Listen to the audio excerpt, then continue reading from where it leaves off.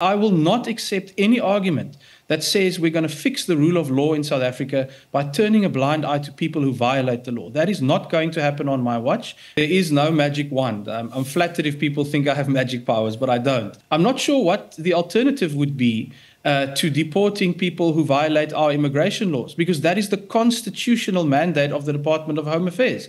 So any suggestion that Home Affairs should turn a blind eye or refuse to implement the law of this country will contribute to further undermining and weakening the rule of law in South Africa. We can't wait for all of those things to be solved until we deport people. If you violate South African law, there will be consequences. A country like the United States spends around $20,000, that's almost 400,000 Rand, on every deportation. So, of course, this is resources we dearly love to use to build the digital system, for example, that I'm talking about.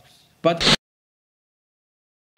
now, following this critique from ATM's leader Vuyo Sungula, where he said, if the illegal immigration is not addressed, it will become much more expensive than the 52 million that is spent now, because some of them, come December, they turn themselves to the Home Affairs to be deported. They come back again in January. Home Affairs Minister Leon Schreiber has actually come under fire from the likes of the EFF and Action SA for wasting a lot of money in deporting illegal immigrants, right? But you could hear from this interview that it was asked that what would then be the best solution? Would it be right to still have illegal immigrants in South Africa? Or probably what other ways would it be if not deport what actually seems illegal? But then other schools of thought argue that because of the porosity of the border, so to speak, in South Africa, that if you deport probably Mozambican or Zimbabwean this weekend, by Monday they are back into the country, and so deportation and wasting a lot of taxpayers' money is actually not the right way. But anyway, Leon Schreiber is actually hitting back at these critics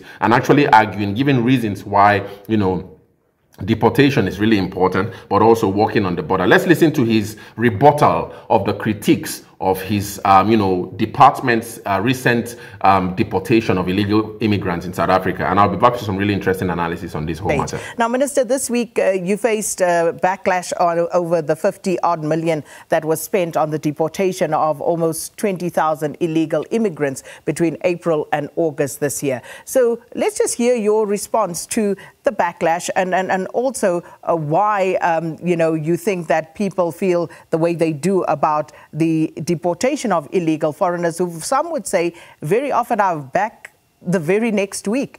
Your predecessor once said we are a country where the refugees in this country go home for Christmas and then they come back. So, it's a weird and wonderful situation. But talk to us about the money being spent to deport people who will be back the next day or the next week. Well, of course, it is an extraordinary problem. And I think the important thing to say right off the bat is, and I think I may have said it on your program at some point, right at the beginning, there is no magic wand. I'm flattered if people think I have magic powers, but I don't. This is a problem that's been coming for decades. It has gotten worse as we've systematically removed resources from Home Affairs and the Border Management Authority, for example. Home Affairs only has 40% of the staff it requires. The BMA is underfunded by 4.5 billion Rand. Those are decisions that are made at a cabinet level that have impacted over 30 years and created the kind of resource constraints we face right now, and indeed the situation that you describe. But I do think we need to also separate a couple of issues from one another here. I'm not sure what the alternative would be to deporting people who violate our immigration laws, because that is the constitutional mandate of the Department of Home Affairs. So any suggestion that Home Affairs should turn a blind eye or refuse to implement the law of this country will contribute to further undermining and weakening the rule of law in South Africa.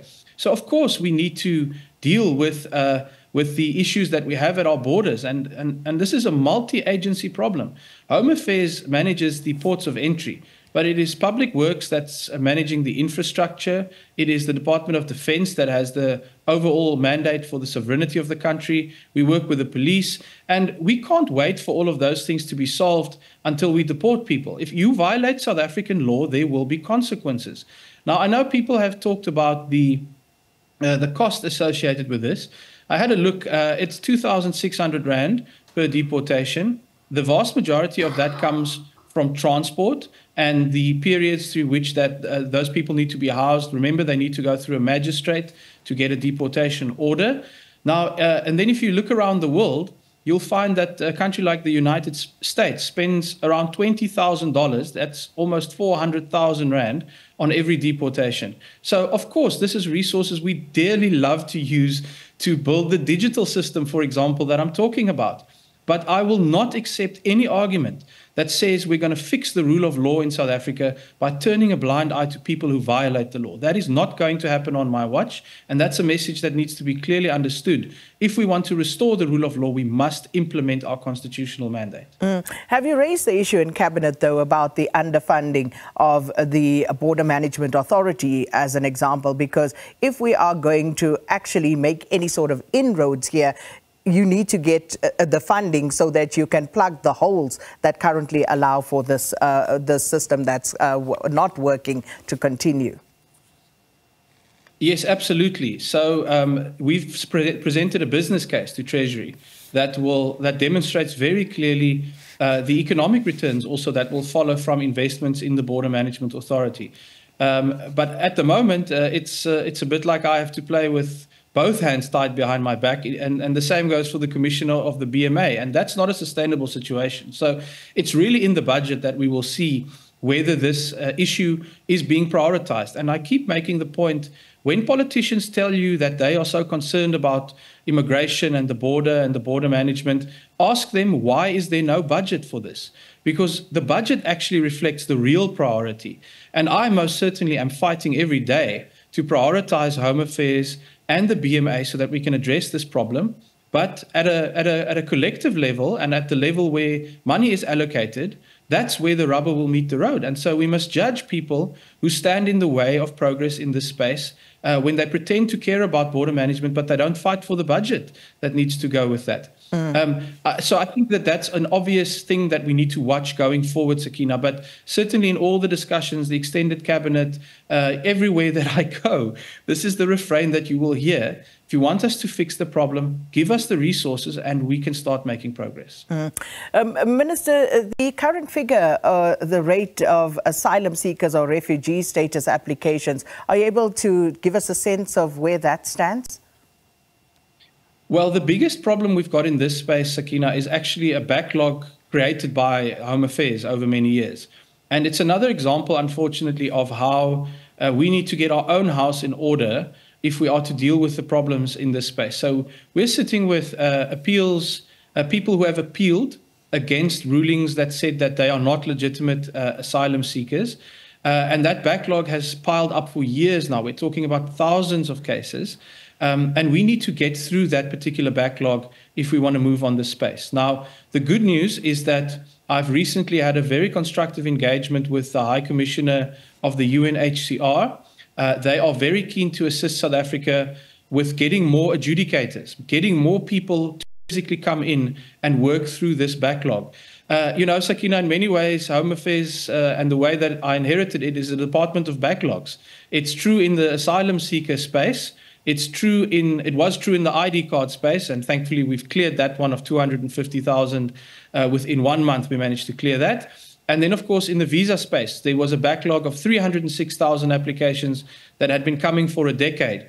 I can happily report to you today that we've now done 70% of that visa backlog, which is just an incredible testament to the team that we've put together. We've eradicated the ID backlog. And now we need to move on this asylum seeker backlog as well. Again, money is the problem. We understand that it's probably not going to come from the South African fiscus. So that's why we're appealing to the international community to actually help us deal with an international problem in eradicating this backlog so that no one has an excuse to say that they are in South Africa because they're waiting for an application to be adjudicated. That's what we need to do. That's what South Africa needs to fix in order to deal with this particular problem. Just a quick one, Minister. We are hopelessly out of time, but I quickly want to touch on the ZEPs for Zimbabweans. What is the status there? Because there's quite a bit of concern. We have questions every other day to ask what is happening with the ZEPs. Well, as you know, there was a Constitutional Court judgment that said we need to properly consult on this issue. We cannot have predetermined outcomes in mind. The court was very clear about this. And so that is one of the key things that the Immigration Advisory Board will be dealing with. We're busy finalizing those appointments. hopefully within a matter of weeks, to get that board up and running. And then we will ask for their assistance to help us run a public consultation on the future of the ZEP. But in the meantime, of course, there are a number of waivers that have been in place for years that have enabled ZEP applicants to transition and apply for mainstream visas, where they have the same rights as anyone else in applying for those documents. And so I would again encourage people to make use of that opportunity, like any person from anywhere in the world, to apply if you think that there's a mainstream visa category that you can get. And then that obviously also will reduce the intensity of this problem with a special dispensation that, unfortunately, Sakina, let's be honest, was the outcome of a political decision 20 years ago, and that we now need to deal with the consequences of. And so that is the space in which we operate. I think the public consultation will have to guide us very clearly on where we move with that one. I just wanted to get an update with regard to the former Miss South Africa contestant, Chidimma Adetshina. So, as you know, that was something that really caught the imagination of the country with fraudulent documents. So what is the latest update with regard to that? Yes, let me just say I'm officially late for a cabinet meeting now, but I'm very happy to be with you for a few more minutes. Yes, so on that regard, I can indicate that we found the prima facie evidence of fraud in relation to the mother, or the person who was registered as the mother. We then wrote to her to indicate that we found this information and that we intend to cancel the resultant documents. There was no response, and therefore I can confirm that we've cancelled the fraudulent ID. She does not hold a South African passport. As far as we understand, she travels on a Mozambican passport. And so therefore that action has been taken. We've also then, subsequent to our mandate being fulfilled, referred that matter to the Hawks. And they are currently investigating, of course, on the criminal side of this particular case. So, as far as the Home Affairs mandate is concerned, that's the action we've taken. The ID is gone. There is no passport. And certainly on our system, the necessary locks have been put in place. As I said at the start, Sakina, we are absolutely committed to enforcing of law. That is distinct, of course, from inflaming issues or inflaming divisions or violence or anything of that nature. We will never engage in that. But we are unapologetic that where the law is broken, that is what will guide us in terms of our constitutional mandate, and that's exactly what we've done in this particular case. So just a final question, Dr. Schreiber, that's the mother. What about Ms. Chidimma Adetshina herself? Did she leave the country? On what document did she leave the country? And also, as far as Home Affairs officials are concerned, were you able to pinpoint or at least make inroads in trying to establish who was responsible for issuing the fraudulent document? Yes, unfortunately, in terms of the Home Affairs officials, because this happened, I think, in 2001, don't quote me, I think it's either 2001 or 2003, some of the officials have actually passed away who were involved in this. The others have moved on, but we are still continuing to see if there are people inside. And we know that this happens. It's not a hypothetical. That's where the dismissals came from that I mentioned earlier, and where the prosecutions are coming from. But we're dealing with a very old case here, which is obviously limited on that particular front. I think in terms of Ms. Adetshina herself, as we outlined right at the start of our investigation, we could not find any complicity of her, of course, in fraud that was committed when she was an infant. I would not know where she is right now. I don't know if she's in South Africa or abroad because, of course, there's no finding against her. So we must be very careful to make sure that where we have evidence, and indeed in this particular case confirmed violations of the law, that's where we take action. But where we have people who were infants when those actions took place, or where we don't have the concrete evidence required to take action against someone, then the rule of law requires us, in fact, also to uphold the rights of those people. And so it's a differentiation that we've executed, I think, very effectively here. And of course, it's not over. We now are working with the Hawks to make sure if there need to be criminal consequences. We're looking at legal opinions to make sure that we can cover all bases, not only in this case, but most importantly, as we move forward into the digital future that we're talking about, to make sure that we close the gaps where people are able to commit these kind of fraud in the first instance. Minister, thank you so much for your time. Yeah, you've heard Leon Schreiber actually rebut the critics. He actually argues that, he will never, keep his eyes closed to illegality in South Africa. And also, even though probably it might actually feel like a wastage of 52.8 million rand to actually deport illegal immigrants in South Africa between April and August, that, it's actually, in his view, a right thing to do because, these guys are illegal. And what would be the right way to just keep on having illegal people in the country who actually have been accused of really committing various crimes? I think you could hear the last case at Limpopo where there was, I think her name was Amantle, a 6-year-old who was, it was said that she was violated and also then murdered by, I think, an illegal immigrant, so to speak, who was living, at Limpopo there in a rented shack. And so even the landlords are scared of their lives because now the community is really angry. Both with I think they found the brother and also the landlord and also a lady who actually was accused of, keeping information. But the community was really active in helping the police to really nab this, the alleged accused, and now he's in police custody.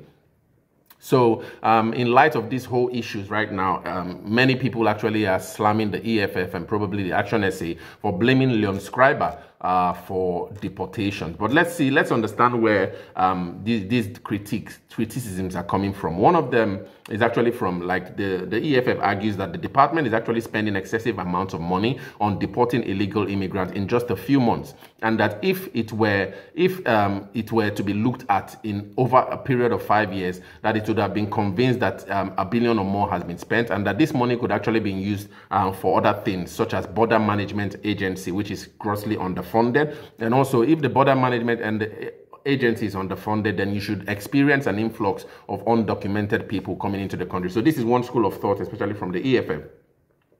That, rather than spending to the tune of 52 million in deporting people, that probably that money should have been funded in the border management agency, which is underfunded, and probably another strategy. But anyway, they also argue that the top 5 countries of origin from where these individuals were deported from was Zimbabwe, Malawi, Tanzania, Nigeria, and DRC, Democratic Republic of Congo. There were also, in August, 95 Libyans were also deported, and they were arrested after being arrested in White River, Mpumalanga. I think that case actually also shook the nation, as it were, that there was sort of like a military camp, a breeding ground, so to speak, alleged by these guys. And so that's one of the critique coming from the EFF. Action SA also argues that the Action SA expressed outrage over the amount of taxpayer money spent on deporting undocumented foreigners since 2022, and it says that the Department of Home Affairs actually revealed that it actually has spent 193 million and 7,000 rands. About it was spent to deport 83,731 illegal immigrants back to their country of origin between January 2022 to August 2024. So that's I'll just say, so it's 193,007,007 rand. All right. So that's how much was actually used to deport 83,731 illegal immigrants. And the critiques of these guys, the critique of this move actually say that because of the porosity of South Africa's border with these neighboring countries, that if they are deported by Saturday, by Monday they are back into the country. And so this is a taxpayer's money that actually used to do that. And what then could actually be done? Some people suggest that this could actually be used to fund the border management agency, so that the borders could actually be strengthened. But at the same time, it's a two-pronged argument, because as much as the border management needs to be funded, there's a presence of undocumented foreigners who are argued to be committing a lot of crimes in the country. And so what's the best way to go about it? So this is the difficulty Leon Schreiber is actually experiencing as Minister of Home Affairs in the moment.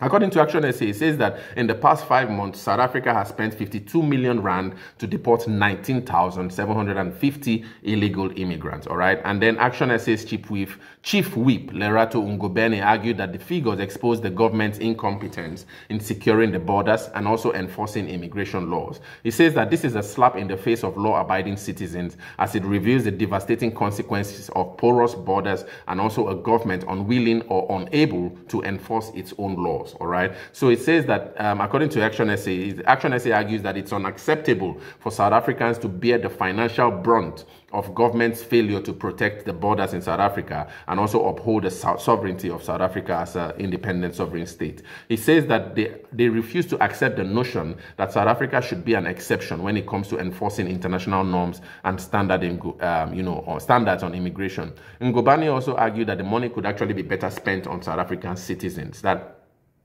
the annoying thing about it is, according to the Action Essay, it says that South Africans are not only footing the bill for the deportations, but then to add insult to injury, South Africans are also paying for the foreign language interpretations in the court when immigrants stand trials for their crimes, all right? And Action Essay says that this is a disgrace, that the cost should be borne by the foreign missions of these home countries and not hardworking South Africans. So Action Essay then says it demands an immediate halt to the gross abuse of taxpayer funds. And so that's why you could see here Leon Schreiber really defending his position from the perspective of Home Office on why these deportations are extremely important to really safeguard, South Africa, but at the same time having investments in the borders, because these actually are problems that are actually not new. They have actually been problems that have actually been compiled over time of ANC's leadership, and so he don't have a magic wand to make the border immediately safe, but there's a lot of budget that needs to be done, and he argues that there's no budget focused on improving the likes of the Border Management Agency. And so if at all that should be a priority, that the parliament, from the level of the parliament, should have a budget to that, but there's no budget, and so he has to work with what he has to do.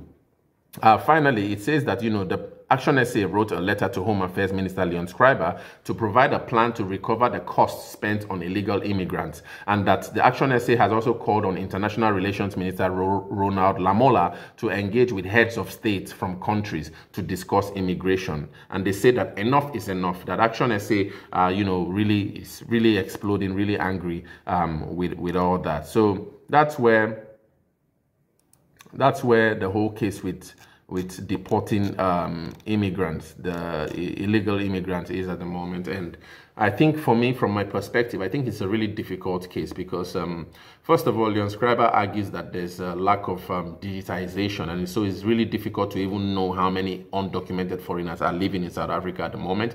And when you watch those videos, surrounding Amantle's murder in Limpopo, as it were, where she was violated and also murdered at 6-year-old, and you see where they were living, I think it's a shack. A landlord just built as kind of like a temporary thing made of some metal, so to speak, and these guys rent those things. So it's really difficult to know who comes in, where people live, in these regions, and how to document them. So I think it's a really complex problem, and that, Leon Schreiber is actually having to deal with, especially now within 100 days of him being a part of the government of national unity. I think it will take a long time to really ratify these problems. There's a problem of gross illegal immigration in South Africa, but then there's also the problem of porous borders that, according to one of the videos I made, it was the porosity of South Africa's border was due to Nelson Mandela's move to create a form of solidarity with other African nations, especially as South Africa then transcended from an apartheid regime into what many would call a one-party democracy, so to speak. And so that move to create a form of solidarity was what opened the forest for other African countries to really move in, since South Africa's economy was really doing a lot. But now we're seeing the repercussions of that. There's a much more crime in South Africa, an increase in crime, where it argues that South Africa might easily be the murder capital of the world with 83 murders a day. There's high unemployment, up to 33% of unemployment in South Africa. And so how to weigh these whole issues and then solve the problem of illegal immigration and the large number of immigrants who are undocumented in South Africa. We see that, the whole problem now with the talk shops, it's been argued that there's been poisoning coming from products in these talk shops, and these spaza shops actually are run by many of what Senzum Chuno, police minister, calls illegal undocumented immigrants, and how to really clamp on all that. It's a really complex problem, and I don't see any easy way out. But I think it's one move anyway to spend taxpayers' money on deportations. But at the same time, there might also be need to also start working on the borders in South Africa if this whole problem with illegal immigration must be really solved within a short possible time. But anyway, I don't know. What do you guys think? What do you think about Leon Schreiber's comment in this video? Share your thoughts in the comments.